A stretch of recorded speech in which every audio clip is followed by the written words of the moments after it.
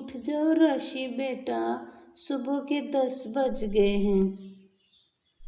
ओहो माँ जी, क्या हो गया है? कितनी सर्दी है अभी, और सोने देना।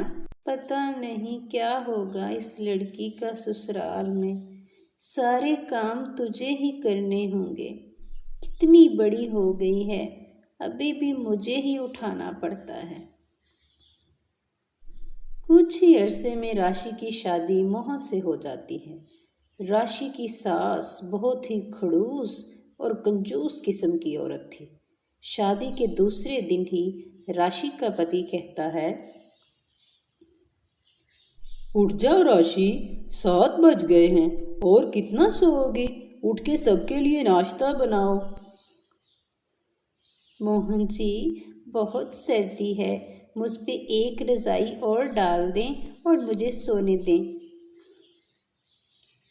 राशि, सर्दी तो अभी 1-2 माह ऐसे ही रहेगी और तुम ऐसे ही आलसी बनी रहोगी। ये ससुराल है, तेरा मायका नहीं। यहाँ घर के सारे काम तुझे ही करने होंगे।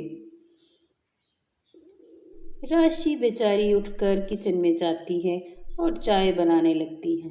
तभी राशि की खड़ूस सास की आवाज़ आती है, राशि बहू, अभी तक मेरी चाय नहीं मिली मुझे। तभी राशि चाय लेकर सास के कमरे में जाती है। ये रही माँ जी आपकी चाय।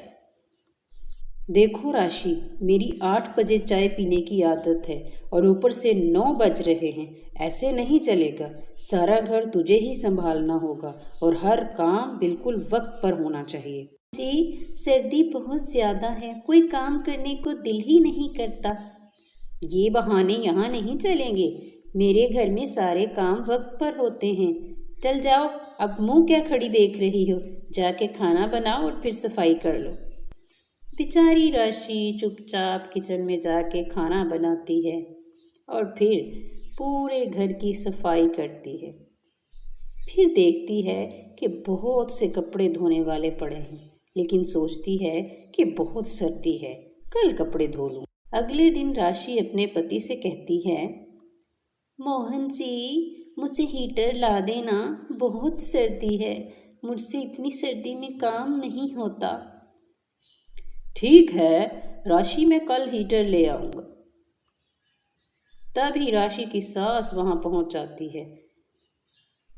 कोई हीटर वीटर की ज़रूरत नहीं है बहू, अगर तुझे ज़्यादा ही ठंड लगती है तो लकड़ियाँ जला ले। राशि बेचारी अपनी सास का मुंह तकती रह जाती है। कपड़े धोने के बाद राशि अपने सास के कमरे में जाती है। मेरे पास 2 ही स्वेटर हैं और वो भी थोड़े हल्के हैं, मेरी सर्दी नहीं रोकते, तो प्लीज़ आप मुझे एक जर्सी या स्वेटर और ले दें। कोई ज़रूरत नहीं है, 2 स्वेटर काफ़ी हैं, वैसे भी 1 महीना तो सर्दी बाकी है। बहू रानी, आज घर में मेहमान आ रहे हैं और तुम साग, मकई की रोटी और आलू के पराठे बना लेना। सर्दी में ये सब खाना अच्छा लगता है। माँ जी, ये सब कुछ मैं अकेली बनाऊंगी क्या? नहीं तो और क्या, मैं बनाऊंगी। तुम ही बहू हो इस घर की, सब कुछ तुझे ही संभालना होगा।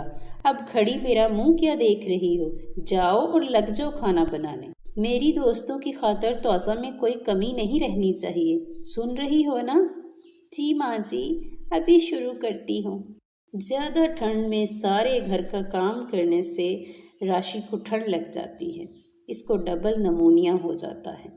तभी राशि अपनी माँ को कॉल करके सारा हाल बताती है और अगले ही दिन राशि की माँ राशि के ससुराल आती है।